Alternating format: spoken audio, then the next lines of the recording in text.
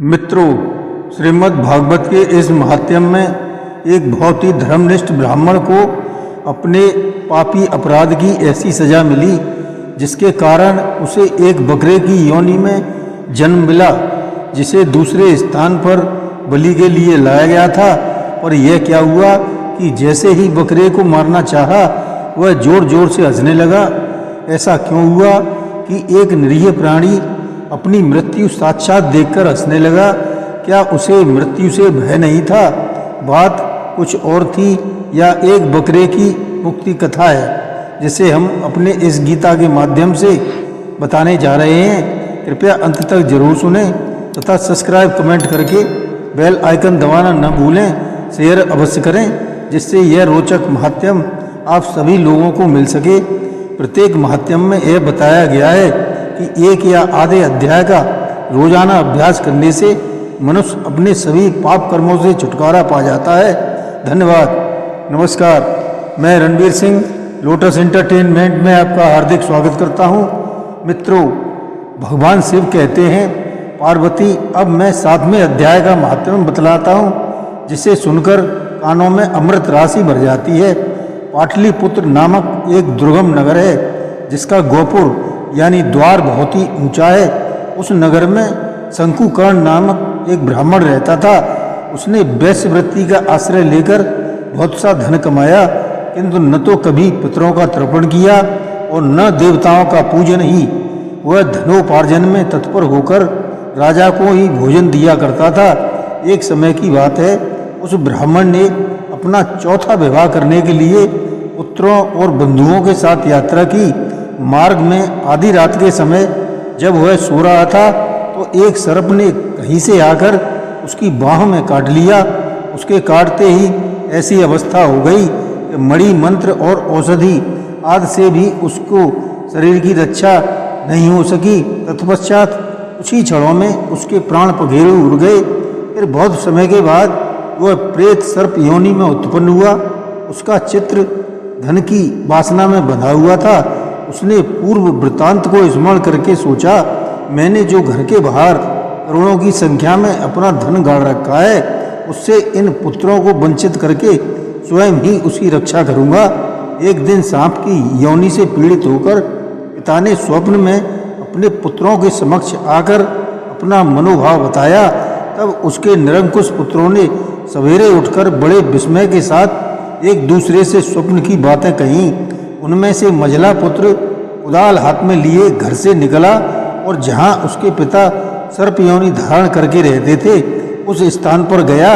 यद्यपि उसे धन के स्थान का ठीक ठीक पता नहीं था, तो भी उसने चिन्हों से उसका ठीक निश्चय कर लिया और लोभ बुद्धि से वहां पहुंचकर बाबी को खोदना आरंभ कर दिया।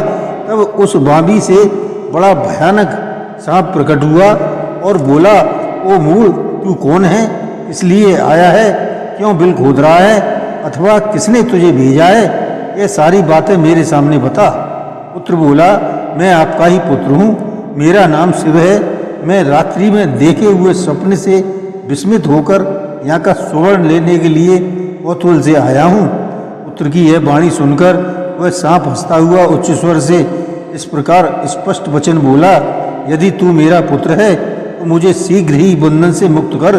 मैं पूर्व जन्म के गाड़े हुए धन के लिए ही सर्प योनि में उत्पन्न हुआ हूँ। पुत्र ने पूछा, पिताजी, आपको मुक्ति कैसे होगी? इसका उपाय मुझे बताइए, क्योंकि मैं इस रात में सब लोगों को छोड़कर आपके पास आया हूँ।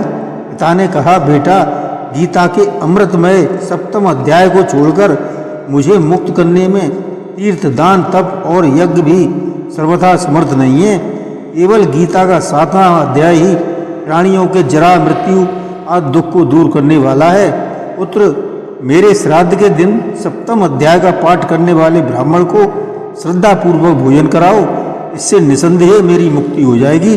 वत्स, अपनी शक्ति के अनुसार पूर्ण श्रद्धा के साथ वेद विद्या में प्रवीण अन्य ब्राह्मणों को भी भोजन कराना। सर्प योनि में पड़े हुए पिता के यह वचन सुनकर सभी पुत्रों ने उसकी आज्ञा के अनुसार तथा उससे भी कुछ अधिक किया। तब शंकुकर्ण ने अपने शरीर को त्याग कर दिव्य देह धारण किया और सारा धन पुत्रों पुत्रों के अधीन कर दिया। पिता ने करोड़ों की संख्या में जो धन बांट कर दिया था, उससे वे सदाचारी पुत्र बहुत प्रसन्न हुए। उनकी बुद्धि धर्म में लगी हुई थी, इसलिए उन्होंने बावली, कुआं, पोखर, यज्ञ तथा देव मंदिर के लिए उस धन का उपयोग किया और अग्निशाला भी बनवाया। तत्पश्चात 7वें अध्याय का जप करते हुए उन्होंने मोक्ष प्राप्त किया। पार्वती, यह तुम्हें 7वें अध्याय का महात्म्य बताया गया है, जिसके श्रवण मात्र से मानव सब पातकों से मुक्त हो जाता है। मित्रों, भगवान शिव कहते हैं, देवी अब 8वें अध्याय का महात्म्य सुनो। उसके सुनने से बड़ी तुम्हें प्रसन्नता होगी। लक्ष्मी जी के पूछने पर भगवान विष्णु ने उन्हें इस प्रकार 8वें अध्याय का महात्म्य बतलाया था। दक्षिण में आमर्दकरपुर नामक एक प्रसिद्ध नगर है। वहाँ भाव शर्मा नामक एक ब्राह्मण रहता था, जिसने वेश्या को पत्नी बनाकर रखा हुआ था। वह मांस खाता, मदिरा पीता, श्रेष्ठ पुरुषों का धन चुराता, पराई स्त्रियों से व्यभिचार करता और शिकार खेलने में दिलचस्पी रखता था। वह बड़े भयानक स्वभाव का था और मन में बड़े बड़े हौसले रखता था। एक दिन मदिरा पीने वालों का समाज जुटा था। उसमें भाव शर्मा ने भरपेट ताड़ी पी, खूब गले तक उसे चढ़ाया। अतः अजीर्ण से अत्यंत पीड़ित होकर वह पापात्मा कालवश मर गया और बहुत बड़ा ताड़ का वृक्ष हुआ। उसकी घनी और ठंडी छाया का आश्रय लेकर ब्रह्म राक्षस भाव को प्राप्त हुए कोई पति पत्नी वहाँ रहा करते थे। उनके पूर्व जन्म की घटना इस प्रकार है। एक कुशीबल नामक ब्राह्मण था, जो वेद वेदांग के तत्वों का ज्ञाता, संपूर्ण शास्त्रों के अर्थ का विशेषज्ञ और सदाचारी था। उसकी स्त्री का नाम कुमति था। वह बड़े खोटे विचार की थी। वह ब्राह्मण विद्वान होने पर भी अत्यंत लोभवश अपनी स्त्री के साथ प्रतिदिन भैंस, कालपुरुष और घोड़े आदि बड़े दानों को ग्रहण किया करता था, परंतु दूसरे ब्राह्मणों को दान में मिली हुई कौड़ी भी नहीं देता था। वे ही दोनों पति पत्नी कालवश मृत्यु को प्राप्त होकर ब्रह्म राक्षस हुए। वे भूख और प्यास से पीड़ित हो इस पृथ्वी पर घूमते हुए उसी ताड़ वृक्ष के पास आए और उसके मूल भाग में विश्राम करने लगे। इसके बाद पत्नी ने पति से पूछा, नाथ, हम लोगों को यह महान दुख कैसे दूर होगा तथा इस ब्रह्म राक्षस योनि से इस प्रकार हम दोनों की मुक्ति होगी? तब उस ब्राह्मण ने कहा, ब्रह्म विद्या के उपदेश, अध्यात्म तत्व के विचार और कर्म विधि के ज्ञान बिना प्रकार से संकट से छुटकारा नहीं मिल सकता। यह सुनकर पत्नी ने पूछा, किम तद्राहा किम ध्यानतम किम पुरुषोत्तम? पुरुषोत्तम वह ब्रह्म क्या है, अध्यात्म क्या है और कर्म कौन सा है? उसकी पत्नी के इतना कहते ही जो आश्चर्य की घटना घटित हुई उसको सुनो। उपरोक्त वाक्य गीता के 8वें अध्याय का आधा श्लोक था। उसके श्रवण से वह वृक्ष उस समय ताड़ के रूप को त्याग कर भाव शर्मा नामक ब्राह्मण हो गया। तत्काल ज्ञान होने से विशुद्ध चित्त होकर वह पापों के घोले से मुक्त हो गया तथा उस आधे श्लोक के ही माध्यम से वे पत्नी भी मुक्त हो गए। उनके मुख से देवाति 8वें अध्याय का आधा श्लोक निकल पड़ा था। तद अनंतर आकाश से एक दिव्य विमान आया और वे दोनों पति पत्नी उस विमान पर आरूढ़ होकर स्वर्ग को चले गए। वहाँ यह सारा वृत्तांत अत्यंत आश्चर्यजनक था। उसके बाद उस विद्वान ब्राह्मण भाव शर्मा ने आदर पूर्वक उस आधे श्लोक को लिखा और देव जनार्दन की आराधना करने की इच्छा से वह मुक्तदायिनी काशीपुरी में चला गया। वहाँ उस उदार बुद्धि वाले ब्राह्मण ने भारी तपस्या आरंभ की। उसी समय क्षीर सागर की कन्या भगवती लक्ष्मी ने हाथ जोड़कर देवताओं के भी देवता जगतपति जनार्दन से पूछा, नाथ, आप सहसा नीत त्याग कर खड़े क्यों हो गए?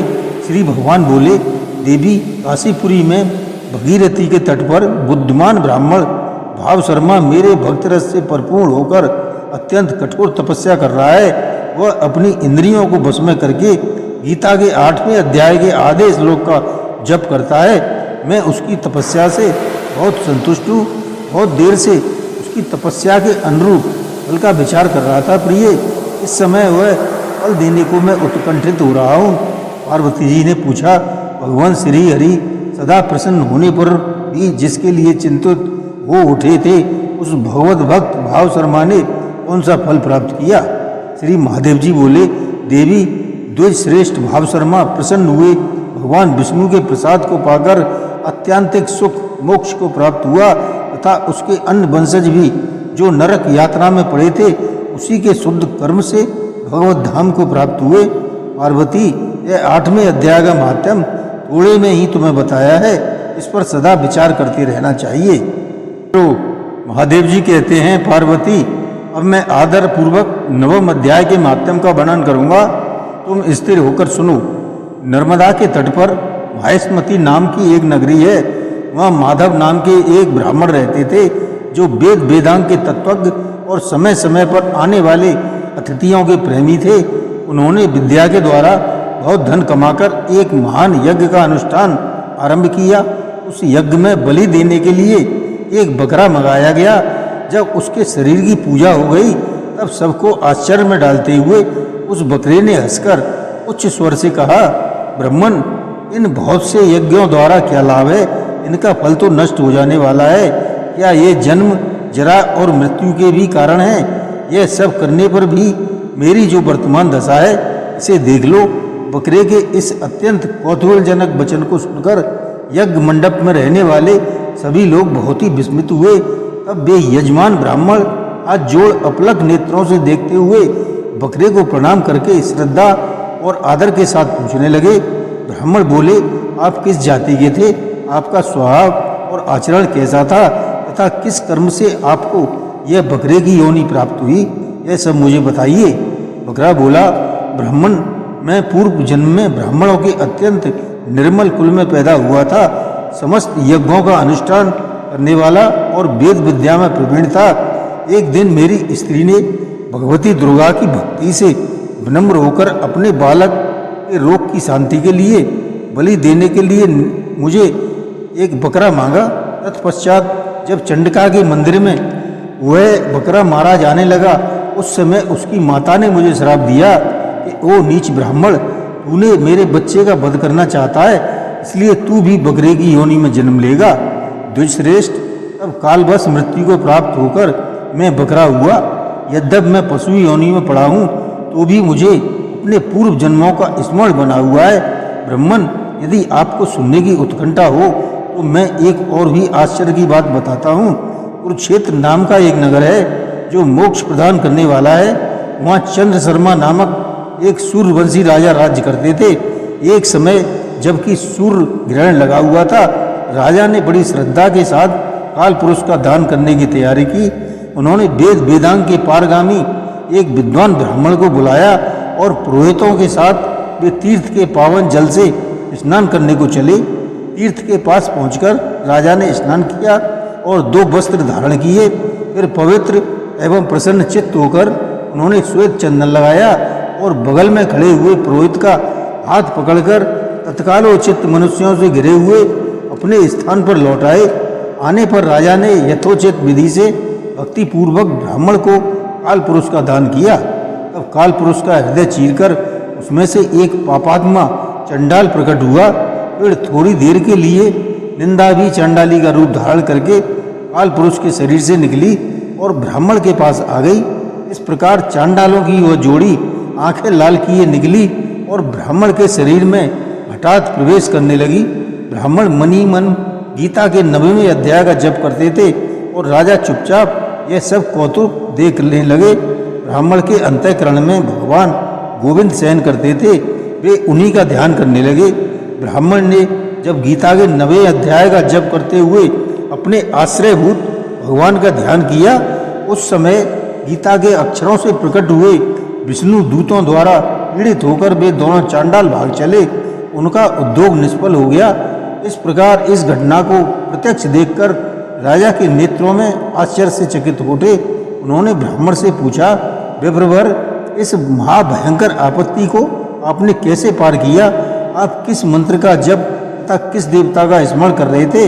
वह पुरुष तथा वह स्त्री कौन थी? वे दोनों कैसे उपस्थित हुए? फिर वे शांत कैसे हो गए? यह सब मुझे बतलाइए। ब्राह्मण ने कहा, राजन, चंडाल का रूप धारण करके भयंकर पाप ही प्रकट हुआ था तथा वह स्त्री निंदा की साक्षात मूर्ति थी।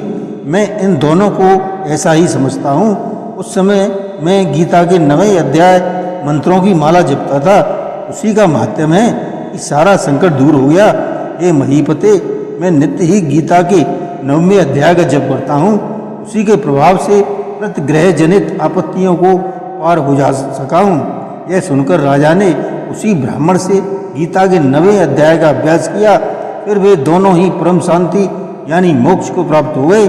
यह कथा सुनकर ब्राह्मण ने बकरे को बंधन से मुक्त कर दिया और गीता के 9वें अध्याय के अभ्यास से परम गति को प्राप्त किया।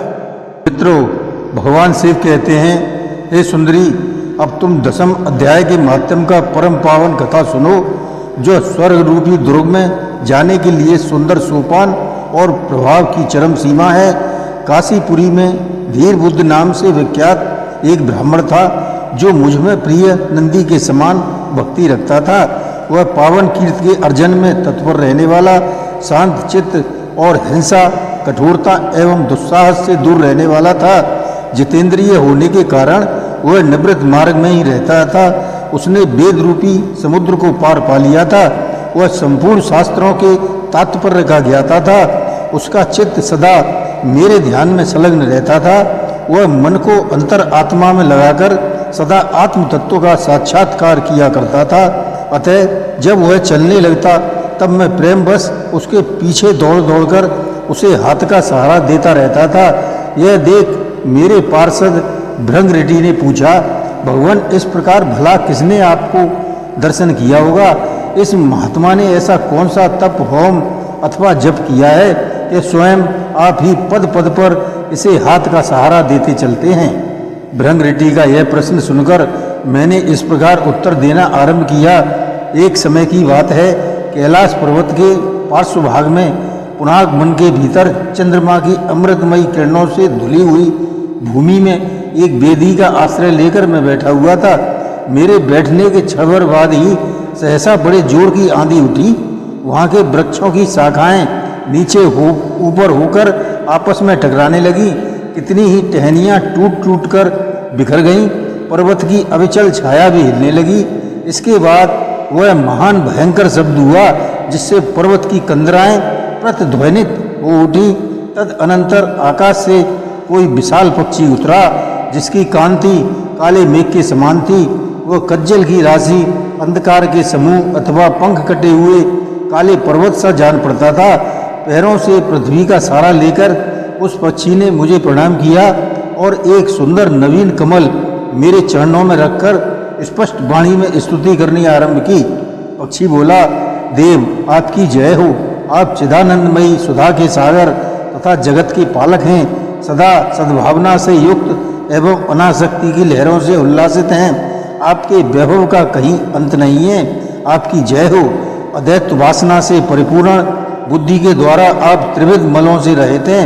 आप जितेंद्रिय भक्तों के अधीन रहते हैं तथा ध्यान में आपके स्वरूप का साक्षात्कार होता है। आप अविद्यामय उपाधि से रहित, नित्य मुक्त, निराकार, निरामय, असीम, अहंकार शून्य, अवर्ण रहित और निर्गुण हैं। आपके चरण कमल शरणागत भक्तों की रक्षा करने में प्रवीण हैं। अपने भयंकर ललाट रूपी महासर्प की विष ज्वाला से आपने कामदेव को भस्म किया है। आपकी जय हो।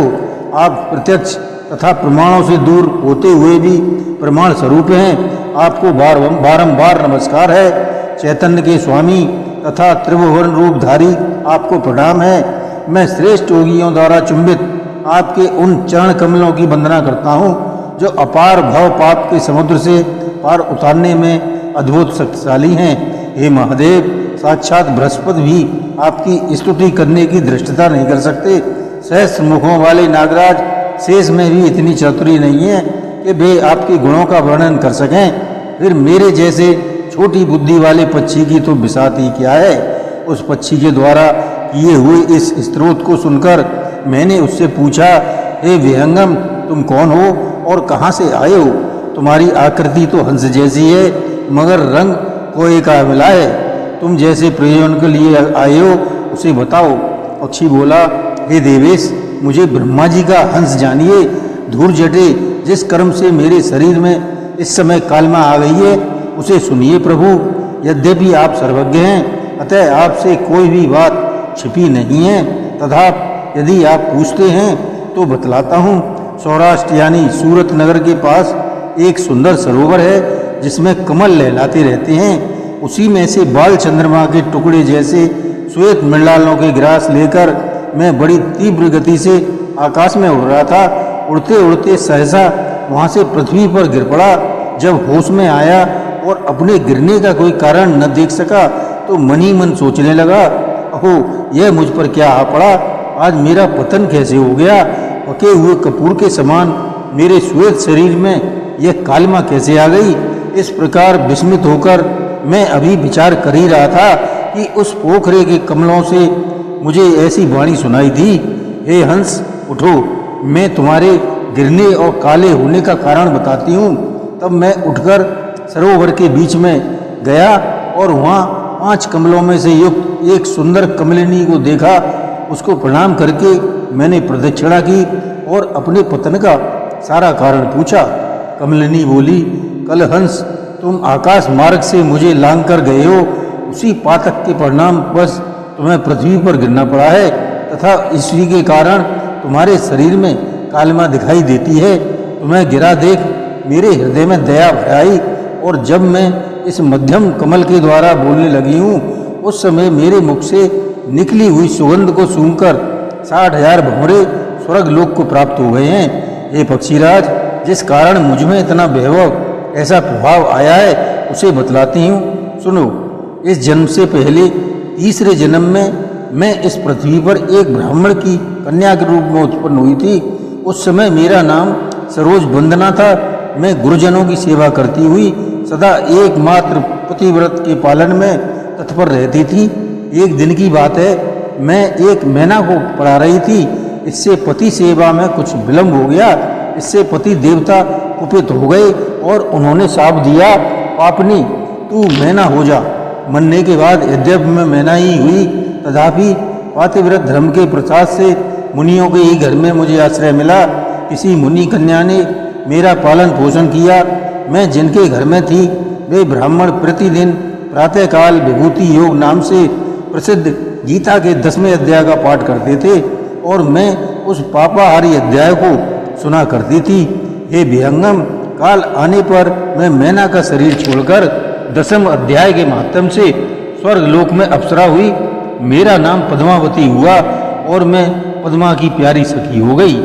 एक दिन मैं विमान से आकाश में विचर रही थी। उस समय सुंदर कमलों से सुशोभित इस रमणीय सरोवर पर मेरी दृष्टि पड़ी और इसमें उतरकर ज्यों ही मैंने काम क्रीड़ा आरंभ की त्यों ही दुर्वासा मुनि वहाँ पर आ धमके। उन्होंने वस्त्रहीन अवस्था में मुझे देख लिया। उनके भय से मैंने स्वयं ही एक कमलिनी का रूप धारण कर लिया। मेरे दोनों पैर 2 कमल हुए, दोनों हाथ भी 2 कमल हो गए और शेष अंगों के साथ मेरा मुख भी एक कमल का हुआ। इस प्रकार मैं 5 कमलों से युक्त हुई। मुनिवर दुर्वासा ने मुझे देखा। उनके नेत्र क्रोधाग्नि से जल रहे थे। वे बोले, हे पापनी, तूने इसी रूप में 100 वर्ष तक पड़ी रहे। यह शाप देकर वे क्षण भर में अंतर्ध्यान हो गए। कमलिनी होने पर भी विभूति योगा अध्याय के माध्यम से मेरी वाणी लुप्त नहीं हुई। मुझे लांघने मात्र के अपराध से तुम पृथ्वी पर गिरे हो। हे पक्षीराज, यहाँ खड़े हुए तुम्हारे सामने ही आज मेरे शाप की निवृत्ति हो रही है, क्योंकि आज 100 वर्ष पूरे हो गए हैं। मेरे द्वारा गाए जाते हुए उस उत्तम अध्याय को तुम भी सुन लो। उसके श्रवण मात्र से तुम भी आज ही मुक्त हो जाओगे। यूँ कहकर पद्मिनी ने स्पष्ट एवं सुंदर वाणी में 10वें अध्याय का पाठ किया और वह मुक्त हो गई। उसे सुनने के बाद उसी के दिए हुए इस उत्तम कमल को लाकर मैंने आपको अर्पण किया है। इतनी कथा सुनाकर उस पक्षी ने अपना शरीर त्याग दिया। यह एक अद्भुत सी घटना हुई। वही पक्षी अब 10वें अध्याय के प्रभाव से ब्राह्मण कुल में उत्पन्न हुआ है। जन्म से ही अभ्यास होने के कारण शैशव अवस्था से ही उसके मुख से सदा गीता के 10वें अध्याय का उच्चारण हुआ करता है। 10वें अध्याय के अर्थ का चिंतन का यह परिणाम हुआ है कि यह सब भूतों में स्थित शंख चक्रधारी भगवान विष्णु का सदा ही दर्शन करता रहता है। इसकी स्नेहपूर्ण दृष्टि जब कभी किसी देहधारी के शरीर पर पड़ जाती है तब वह चाहे शराबी हो, ब्रह्म हत्यारा ही क्यों न हो, मुक्त हो जाता है तथा पूर्व जन्म में अभ्यास किए हुए 10वें अध्याय के माध्यम से इसको दुर्लभ तत्व ज्ञान प्राप्त हुआ है तथा इसमें जीव मुक्ति भी पाली है। अतः जब यह रास्ता चलने लगता है तो मैं इसे हाथ का सहारा दिए रहता हूँ। भृंगऋटि, यह सब 10वें अध्याय की ही महामहिमा है। पार्वती, इस प्रकार मैंने भृंगऋटि के सामने जो पापनाशक कथा कही थी वही यहाँ तुमसे भी कही है। नर हो या नारी अथवा कोई भी क्यों न हो, इस 10वें अध्याय के श्रवण मात्र से उसे सब आश्रमों के पालन का फल प्राप्त होता है।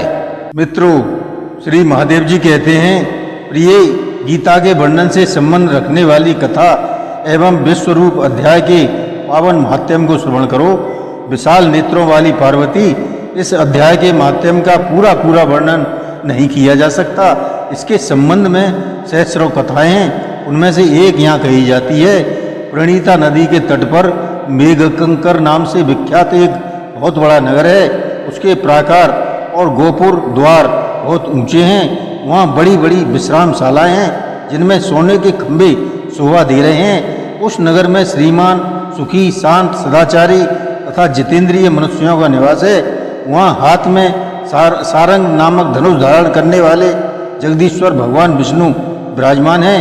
वे परम ब्रह्म के साकार स्वरूप हैं। संसार के नेत्रों को जीवन प्रदान करने वाले हैं। उनका गौरवर्ण पूर्ण विग्रह भगवती लक्ष्मी के नेत्र कमलों द्वारा पूजित होता है।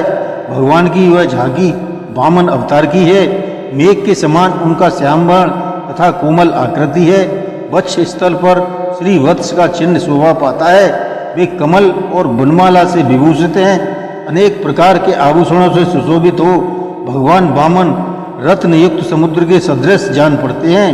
पीतांबर से उनके श्याम विग्रह की कांति ऐसी प्रतीत होती है मानो चमकती हुई बिजली से घिरा हुआ स्निग्ध मेघ शोभा पा रहा हो। उन भगवान वामन का दर्शन करके जीव जन्म एवं संसार के बंधन से मुक्त हो जाता है। उस नगर में मेखला नामक एक महान तीर्थ है जिसमें स्नान करके मनुष्य शाश्वत वैकुंठ धाम को प्राप्त होता है। वहाँ जगत के स्वामी करुणासागर भगवान नरसिंह का दर्शन करने से मनुष्य 7 जन्मों के किए हुए और पाप से छुटकारा पा जाता है। जो मनुष्य मेखला में श्री गणेश जी का दर्शन करता है वह सदा दुस्तर विघ्नों को भी पार पा जाता है। उसी मेघंकर नगर में एक श्रेष्ठ ब्राह्मण थे जो ब्रह्मचर्य परायण, ममता और अहंकार से रहित, वेद शास्त्रों में प्रवीण, जितेंद्रिय तथा भगवान वासुदेव के शरणागत थे। उनका नाम सुनंद था। प्रिय, वे सारंग धनुष धारण करने वाले भगवान के पास गीता के 11वें अध्याय विश्वरूप दर्शन योग का पाठ किया करते थे। उस अध्याय के प्रभाव से उन्हें ब्रह्म ज्ञान की प्राप्ति हो गई थी। परमानंद संदेह से पूर्ण उत्तम ज्ञानमयी समाधि के द्वारा इंद्रियों के अंतर्मुख हो जाने के कारण वे निश्चल स्थिति को प्राप्त हो गए थे और सदा जीवन मुक्त योगी की स्थिति में रहते थे। एक समय जब बृहस्पति सिंह राशि पर स्थित थे, महायोगी सुनंद ने गोदावरी तीर्थ की यात्रा आरंभ की। वे क्रमशः बृहस्पति तीर्थ, तारा तीर्थ, कपिला संगम, अष्ट तीर्थ, कपिला द्वार, नरसिंह हवन, अंबिकापुरी तथा करस्थानपुर आदि क्षेत्रों में स्नान और दर्शन करते हुए विवाह मंडप नामक नगर में आए। वहाँ उन्होंने प्रत्येक घर में जाकर अपने ठहरने के लिए स्थान मांगा, परंतु कहीं भी उन्हें स्थान नहीं मिला। अंत में गांव के मुखिया ने उन्हें एक बहुत बड़ी धर्मशाला दिखा दी। ब्राह्मणों ने साथियों सहित उसके भीतर जाकर रात में निवास किया। सवेरा होने पर उन्होंने अपने को तो धर्मशाला के बाहर पाया, किंतु उनके और साथी कहीं दिखाई नहीं दिए। वे उन्हें खोजने के लिए चले। इतने में ही ग्रामपाल से उनकी भेंट हो गई। ग्रामपाल ने कहा, मुनि श्रेष्ठ, तुम सब प्रकार से दीर्घायु जान पड़ते हो। सौभाग्यशाली तथा पुण्यवान पुरुषों में तुम सबसे पवित्र हो। तुम्हारे भीतर कोई लोकोत्तर प्रभाव विद्यमान है। तुम्हारे साथी कहाँ गए और कैसे इस भवन से बाहर हुए, इसका पता लगाओ। मैं तुम्हारे सामने इतना ही कहता हूँ कि तुम्हारे जैसा तपस्वी मुझे दूसरा कोई दिखाई नहीं देता है। हे विप्रवर, तुम्हें किस महामंत्र का ज्ञान है, किस विद्या का आश्रय लेते हो तथा किस देवता की दया से तुम्हें अलौकिक शक्ति आ गई है। हे भगवान, कृपा करके इस गांव में रहो, मैं तुम्हारी सब सेवा ससुरा करूँगा। यूँ कहकर ग्रामपाल ने मुनीश्वर सुनंद को अपने गांव में ठहरा दिया। वह दिन रात बड़ी भक्ति से उनकी सेवा टहल करने लगा। जब 7-8 दिन बीत गए तब एक दिन प्रातःकाल आकर वह बहुत दुखी हो महात्मा के सामने रोने लगा और बोला, आए आज रात में राक्षस ने मुझे भाग्यहीन बेटे को चबा लिया है। मेरा पुत्र बड़ा ही गुणवान और भक्तिमान था। ग्रामपाल के इस प्रकार कहने पर योगी सुनंद ने पूछा, कहाँ है वह राक्षस और किस प्रकार उसने तुम्हारे पुत्र का भक्षण किया है? ग्रामपाल बोला, ब्राह्मण, इस नगर में एक बड़ा भयंकर नरभक्षी राक्षस रहता है। वह प्रतिदिन आकर इस नगर के मनुष्यों को खा लिया करता था।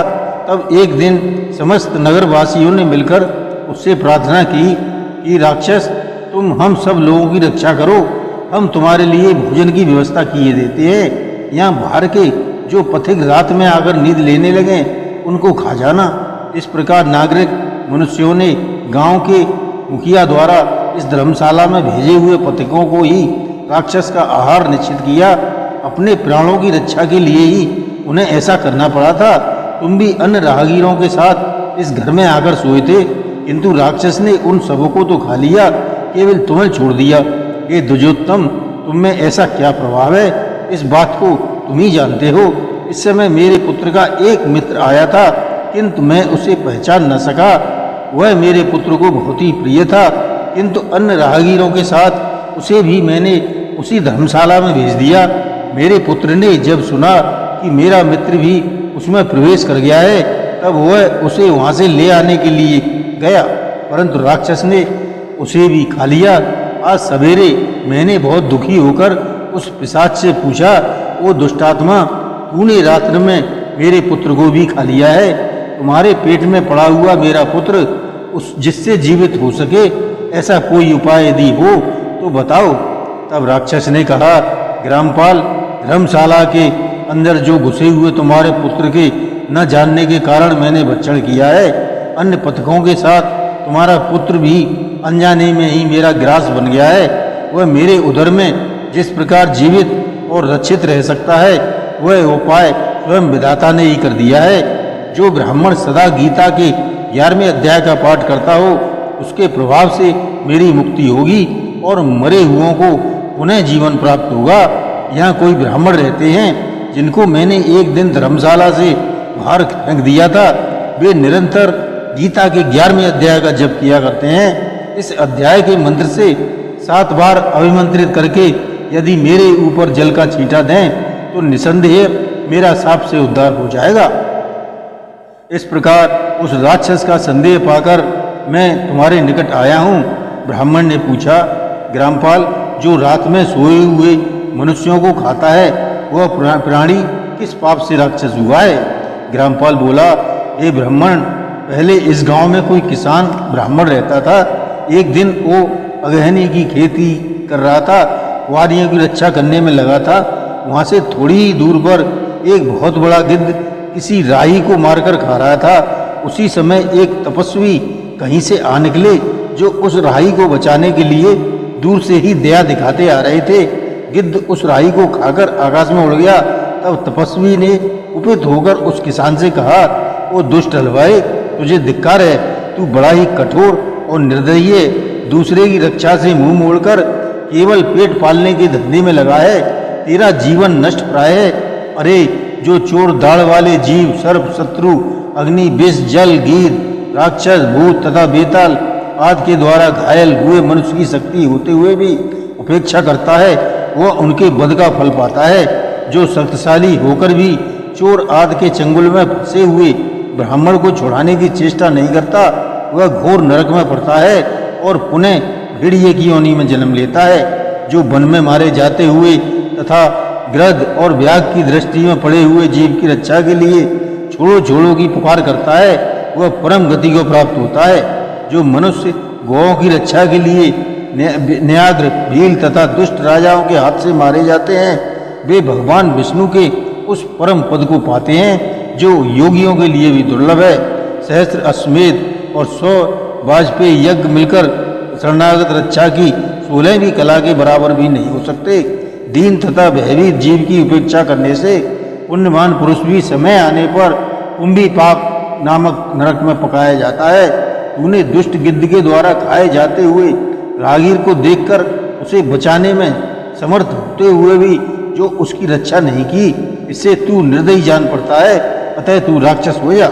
हलवाहा बोला, महात्मन, मैं यहाँ उपस्थित अवस्थित था, किंतु मेरे नेत्र बहुत देर से खेत की रक्षा में लगे थे, अतः पास होने पर भी गिद्ध के द्वारा मारे जाते हुए उस मनुष्य को मैं नहीं देख पाया, अतः मुझे दीन पर आपको अनुग्रह करना चाहिए। तपस्वी ब्राह्मण ने कहा, जो प्रतिदिन गीता के 11वें अध्याय का जप करता है, उस मनुष्य के द्वारा अभिमंत्रित जल जब तुम्हारे मस्तक पर पड़ेगा, उस समय तुम्हें साप से छुटकारा मिल जाएगा। यह कहकर तपस्वी ब्राह्मण चले गए और वह हलवाया राक्षस हो गया। अतः दुष्श्रेष्ठ, तुम चलो और 11वें अध्याय से तीर्थ के जल को अभिमंत्रित करो, फिर अपने ही हाथ से उस राक्षस के मस्तक पर उसे छिड़क दो। ग्रामपाल की यह सारी प्रार्थना सुनकर ब्राह्मण का हृदय करुणा से भर गया। वे बहुत अच्छा कहकर उसके साथ राक्षस के निकट गए। वे ब्राह्मण योगी थे। उन्होंने विश्वरूप दर्शन नामक 11वें अध्याय से जल अभिमंत्रित करके उस राक्षस के मस्तक पर डाला। गीता के 11वें अध्याय के प्रभाव से वह साप से मुक्त हो गया। उसने राक्षस देह का परित्याग करके चतुर्भुज रूप धारण कर लिया तथा उसने जिन सहस्रों पथकों का भक्षण किया था, वे भी शंख चक्र एवं गदा धारण किए चतुर्भुज रूप में हो गए। तत्पश्चात सभी विमान पर आरूढ़ हुए। इतने में ही ग्रामपाल ने राक्षस से कहा, हे निशाचर, मेरा पुत्र कौन है, उसे दिखाओ। उसका यों कहने पर दिव्य बुद्धि वाले राक्षस ने कहा, ये जो तमाल के समान श्याम 4 भुजाधारी माणिकमय मुकुट से सुशोभित तथा दिव्य मणियों के बने हुए कुंडलों से अलंकृत है, हार पहनने के कारण जिनके कंधे मनोहर प्रतीत होते हैं, जो सोने के भुजदंडों से विभूषित कमल के समान नेत्र वाले स्निग्ध रूप तथा हाथों में कमल लिए हुए हैं और दिव्य विमान पर बैठकर देवत्व को प्राप्त हो चुके हैं, इन्हीं को अपना पुत्र समझो। यह सुनकर ग्रामपाल ने उसी रूप में अपने पुत्र को देखा और उसे अपने घर ले जाना चाहा। यह देखकर उसका पुत्र हंस पड़ा और इस प्रकार कहने लगा। पुत्र बोला, हे ग्रामपाल, कई बार तुम भी मेरे पुत्र हो चुके हो। पहले मैं तुम्हारा पुत्र था, किंतु अब देवता हो गया हूँ। इन ब्राह्मण देवता के प्रसाद से वैकुंठ धाम को जाऊंगा। देखो, यह निशाचर भी चतुर्भुज रूप को प्राप्त हो गया है। 11वें अध्याय के माध्यम से यह सब लोगों के साथ भी विष्णु धाम को जा रहा है। अतः तुम भी इन ब्राह्मण देव से गीता के 11वें अध्याय का अध्ययन करो और निरंतर उसका जप करते रहो। इसमें संदेह नहीं कि तुम्हारी भी ऐसी ही उत्तम गति होगी। तात मनुष्यों के लिए साधु पुरुषों का संग सर्वथा दुर्लभ है, वह भी इस समय तुम्हें प्राप्त है। अतः अपना अभीष्ट सिद्ध करो। धन, भोग, दान, यज्ञ, तपस्या और पूर्व कर्मों से क्या लेना है। विश्वरूपाध्याय के पाठ से ही परम कल्याण की प्राप्ति हो जाती है। पूर्णानंद संदोह स्वरूप श्री कृष्ण नामक ब्रह्म के मुख से कुरुक्षेत्र में अपने मित्र अर्जुन के प्रति जो अमृतमय उपदेश निकला था, वही श्री विष्णु का परम तात्विक रूप है। तुम उसी का चिंतन करो। वह मोक्ष के लिए प्रसिद्ध रसायन है। संसार भय से डरे हुए मनुष्य की आदि व्याधि का विनाशक तथा अनेक जन्म के दुखों का नाश करने वाला है। मैं उसके सिवा दूसरे किसी साधन को ऐसा नहीं देखता, अतः उसी का अभ्यास करो। श्री महादेव जी कहते हैं, यों कहकर वह सबके साथ श्री विष्णु के परम धाम को चला गया। तब ग्रामपाल ने ब्राह्मण के मुख से उस अध्याय को पढ़ा। फिर वे दोनों ही उसके माध्यम से विष्णु धाम को चले गए। पार्वती, इस प्रकार तुम्हें 11वें अध्याय का महात्म कथा सुनाइए। इसके श्रवण मात्र से महान पातकों का नाश हो जाता है। मित्रों, श्री महादेव जी कहते हैं, पार्वती, दक्षिण दिशा में ओलापुर नाम का एक नगर है, जो सब प्रकार के सुखों का आधार, सिद्ध महात्माओं का निवास स्थान तथा सिद्धि प्राप्ति का क्षेत्र है। वह पराशक्ति भगवती लक्ष्मी का प्रधान पीठ है। संपूर्ण देवता उसका सेवन करते हैं। वह पुराण प्रसिद्ध तीर्थ, भोग एवं मोक्ष प्रदान करने वाला है। वहाँ करोड़ों तीर्थ और शिवलिंग हैं। रुद्र गया भी वहीं पर है। वह विशाल नगर लोगों में बहुत विख्यात है। एक दिन कोई युवक पुरुष उस नगर में आया। वह कहीं का राजकुमार था। उसके शरीर का रंग गोरा, नेत्र सुंदर, ग्रीवा संग के समान, कंधे मोटे, छाती चौड़ी तथा भुजाएं बड़ी बड़ी थी। नगर में प्रवेश करके सब ओर महल की शोभा निहारता हुआ वह देवेश्वरी महालक्ष्मी के दर्शनार्थ उत्कंठित हो मणिकंठ तीर्थ में गया और वहाँ स्नान करके उसने पितरों का तर्पण किया। फिर महामाया लक्ष्मी जी को प्रणाम करके भक्तिपूर्वक स्तवन करना आरंभ किया। राजकुमार बोला, जिसके हृदय में असीम दया भरी हुई है, जो समस्त कामनाओं को देती है तथा अपने कटाक्ष मात्र से सारे जगत की सृष्टि पालन और संहार करती है, उस जगत माता महालक्ष्मी की जय हो। जिस शक्ति के सहारे उसी के आदेश के अनुसार परम श्रेष्ठी ब्रह्मा सृष्टि करते हैं, भगवान अच्युत जगत का पालन करते हैं तथा भगवान रुद्र अखिल विश्व का संहार करते हैं, उस सृष्टि और पालन और संहार की शक्ति से संपन्न भगवती पराशक्ति का मैं भजन करता हूँ। कमले योगी जन तुम्हारे चरण कमलों का चिंतन करते हैं। कमले, तुम अपनी स्वाभाविक सत्ता से ही हमारे समस्त इंद्रिय गोचर विषयों को जानती हो। तुम ही कल्पनाओं के समूह को तथा संकल्प करने वाले मन को उत्पन्न करती हो। इच्छा शक्ति, ज्ञान शक्ति और क्रिया शक्ति, ये सब तुम्हारे ही रूप हैं। तुम परासंबित परम ज्ञान रूपिणी हो। तुम्हारा स्वरूप निष्कलंक, निर्मल, नित्य, निराकार, निरंजन, अंतरहित, आतंक शून्य, आलम्बहीन तथा निरामय है। ये देवी, तुम्हारी महिमा का वर्णन करने में कौन समर्थ हो सकता है, जो 60 चक्रों का भेदन करके अंतःकरण के 12 स्थानों में विहार करती है।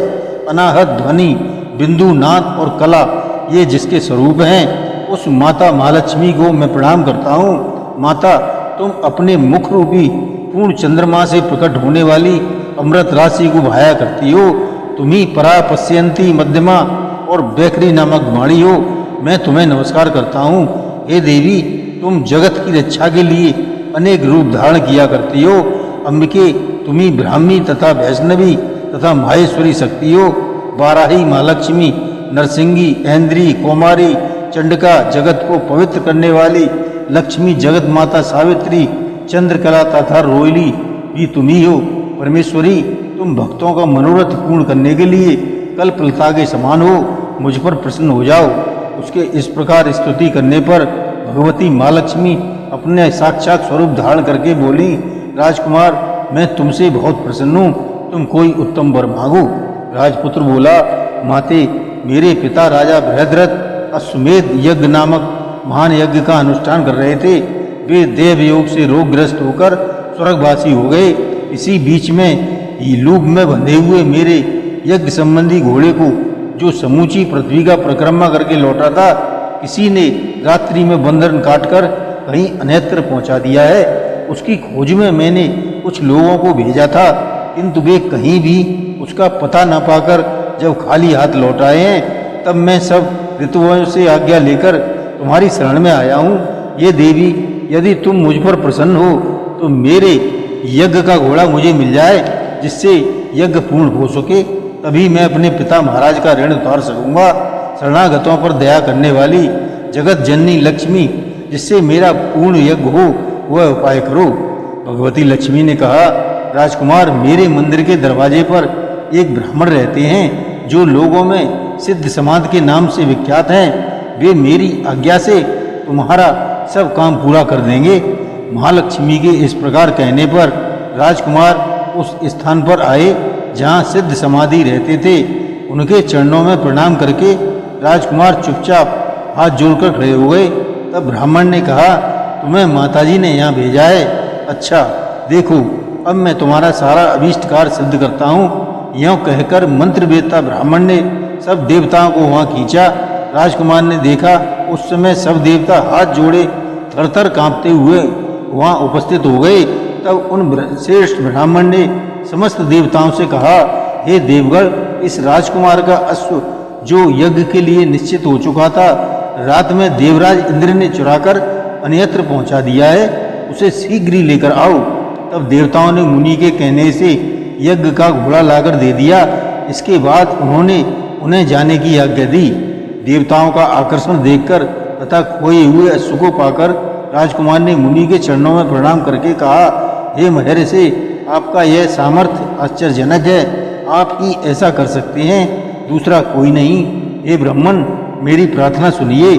मेरे पिता राजा बृहद्रथ अश्वमेध यज्ञ का अनुष्ठान आरंभ करके देव योग से मृत्यु को प्राप्त हो गए हैं। अभी तक उनका शरीर तपाए हुए तेल में सुखाकर मैंने रख छोड़ा है। साधु श्रेष्ठ, आप उन्हें पुनः जीवित कर दीजिए।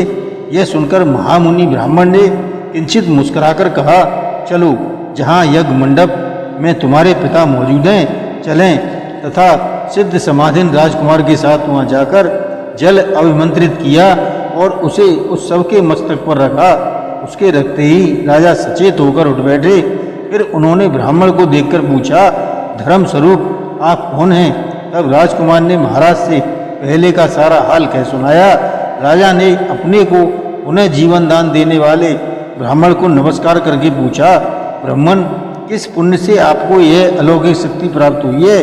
उनके यों कहने पर ब्राह्मण ने मधुर वाणी में कहा, राजन, मैं प्रतिदिन आलस रहित होकर गीता के 12वें अध्याय का जप करता हूँ। उसी से मुझे यह शक्ति मिली है जिससे तुम्हें जीवन प्राप्त हुआ है। यह सुनकर ब्राह्मणों सहित राजा ने उन ब्रह्म ऋषि से गीता के 12वें अध्याय का अध्ययन किया।